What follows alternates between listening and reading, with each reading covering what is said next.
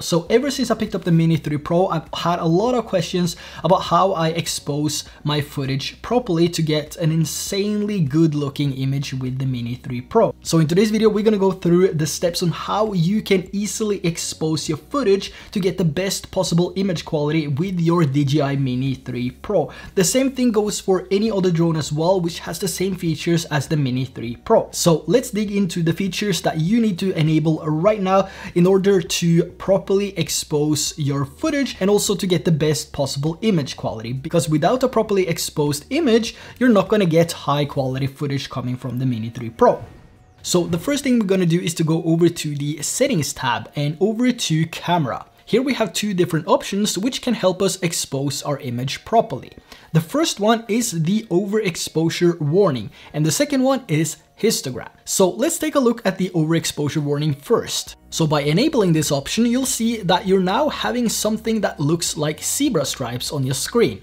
So basically what this is doing and how this works is that any area that has zebra lines is potentially overexposed. Now, why I say potentially is because it doesn't seem like the zebras are set to 100% brightness.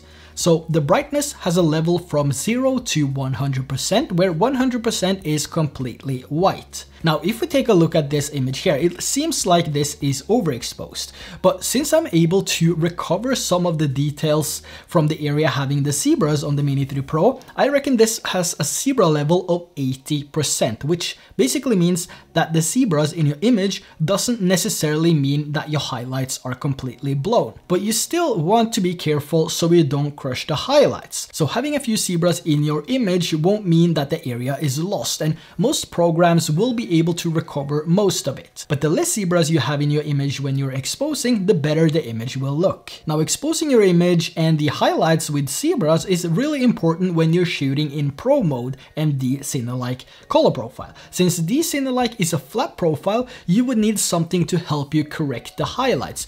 Because of the flat profile, if you're not using any zebras or a histogram, it might actually be hard to see if your sky is properly exposed. And the same thing goes with the other brighter parts in your image, so enabling overexposure is really important if you want the best possible image. But in some situations, it can also get really hard to expose properly using the overexposure warnings only, and especially if you are flying and recording your videos in auto mode. So that leads us to the next feature which you need to enable right now, and that is the histogram. Now, you can enable this and use it with the overexposure warnings, or you can use it alone because it gives you all the information that you need to properly expose your image. Now, if we take a look at the histogram here, we have the shadows on the left side and the highlights on the right side, and everything which is in between will be the midtones. So if your histogram is leaning more to the right, the more overexposed your image is. And the further to the left, the more underexposed it is. So we have the shadows on the left, highlights on the right. So if we now take a look at the histogram, an optimal exposure will look like a mountain ridge that doesn't touch either of the sides. This means your image is properly balanced and neither of the highs or lows are clipping, resulting in a good looking image.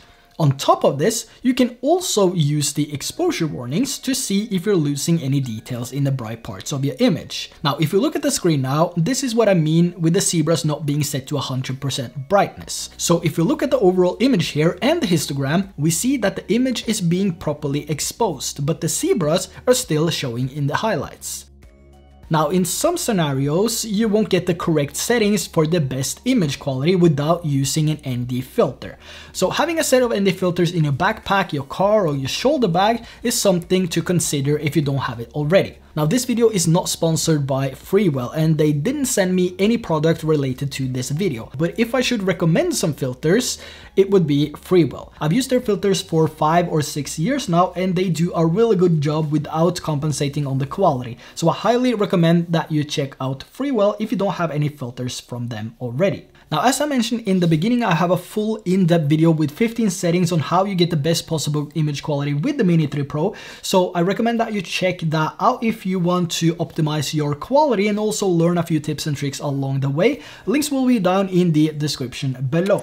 I really hope that you learned something about exposing your footage with the DJI Mini 3 Pro or any other drone which has the same overexposure warning and the same histograms as the Mini 3 Pro. Now, let me know if you have any questions related to the Mini 3 Pro or if I missed something. Let me know down in the comment section below, and on your way down there, consider hitting that subscribe button and give the video a like if you learned something today. That would be really appreciated. And until next time, take care, fly safe, and I will see you soon.